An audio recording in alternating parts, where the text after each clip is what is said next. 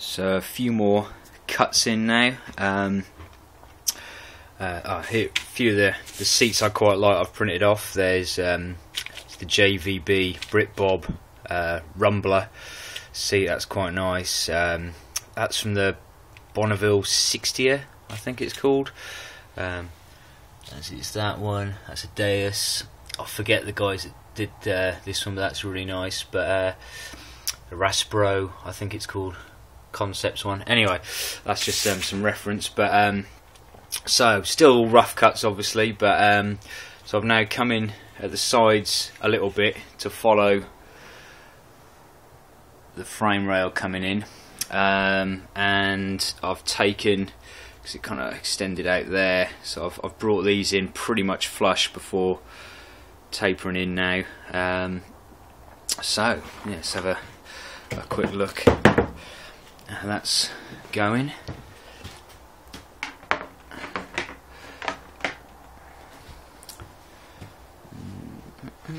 It's quite nice, I think. Yeah, pretty much just follows the frame rails. I'm tempted to tuck in here a little bit as well, but I'm also tempted not to, because that is kind of, I'll essentially be leaving the actual riding area pretty much the same as the Bonnie SEs, so and I get on with that. So that's, you know, form, function, but it's got to look good, but it's got to also work, you know. I ride a lot, so it's not just a show. But yeah, I think that's slowly but surely coming on. So maybe a bit of Stay Puffed Marshmallow Man foam trimmage now, and just to get an idea where we're at. Hello and welcome back. As you can see, the Bonneville's now outside. I haven't just stripped it down to nothing, but I'm going to try and do a bit of seat foam cutting today. I did a bit of sanding on it just to see what tools were working the best last night. Had a cover over the bike, but it's just a very messy business, so I thought I might as well just wheel it outside. And I've also been shopping this morning to get a few bits. Got myself a few more Dremel cutting discs. I was completely out. First time I've had to actually buy any of these for a while. Quite how expensive they are. But unfortunately, the Dremels just died. I'm not sure what's wrong with it. The fuse is fine. Literally no power. So I've had the brushes and not out, but I'll have a proper look at that later, which is slightly irritating. But the other stuff I've bought, a couple of sanding discs for the angle grinder. I've been looking on YouTube last night just to see what other people use. A few people have used these just to smooth off, so I've got I think that's a 60 grit, 40, is it 40? Yeah, 40 grit and a 120, I think. So I'll just handy to have them around. And my latest purchase from Argos, I thought we had one in the house, but we haven't got one. So I've just been out £9 for Argos's Cookworks carving knife. So I'm going to set the camera up and have a bit of fun chopping and cutting. So here we go.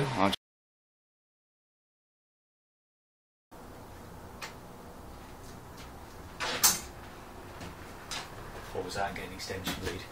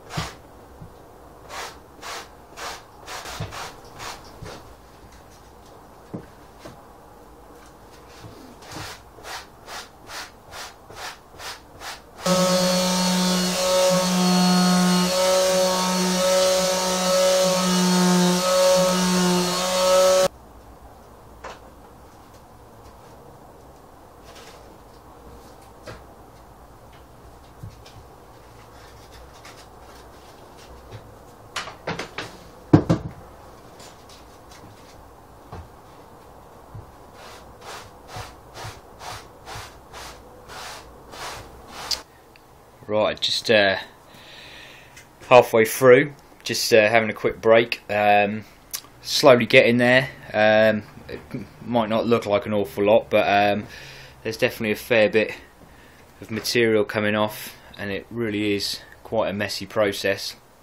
I thought I'd just quickly run through a couple of the things I've been using, just in case it gives anyone a bit of a help if they decide to do it. The old, you really can't go wrong. Loads of people on the tinterweb suggest using the old carving knife for removing big excess chunks, like the strips off the side and lumps and lumps of it. That is perfect, absolutely perfect. I then tried the angle grinder with like a lapping disc on, which was pretty good. That removes a lot of material, but mine's not a variable speed. Ideally a bit slower would be better, because if you're not careful, that takes off absolutely tons. The old palm sander I think is probably going to be better for final finishing.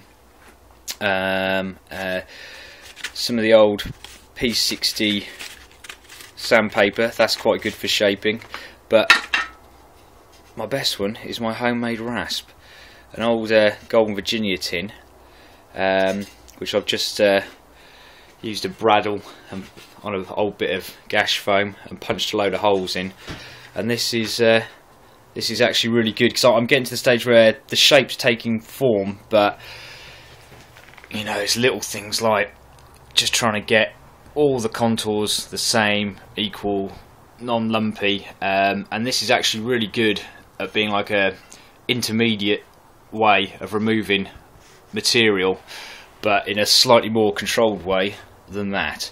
Yeah, I'll keep going, and as I say, this is a learning process for me, and I'll keep going and see how it turns out. And here's where it's at the moment. Still, I've just gone over, just brought the edge in a little bit there with the old cheese grater, and dropped the back down. The top I've started smoothing and sanding down, so that's getting there nice. Just a little bit cellulite at the moment, but you know, I'm quite happy with that sort of profile.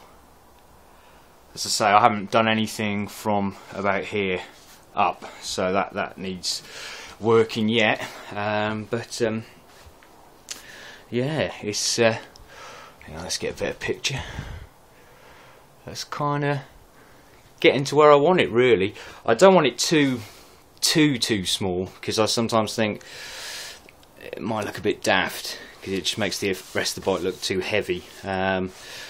So it's kind of, yeah, it's just sitting that happy compromise. But I'm gonna keep offering it up to the bike and having a look, and then I'll have to do a little bit of sweeping.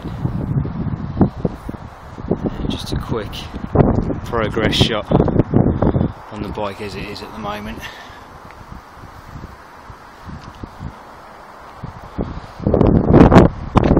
Just looks like it's snowed on there, really.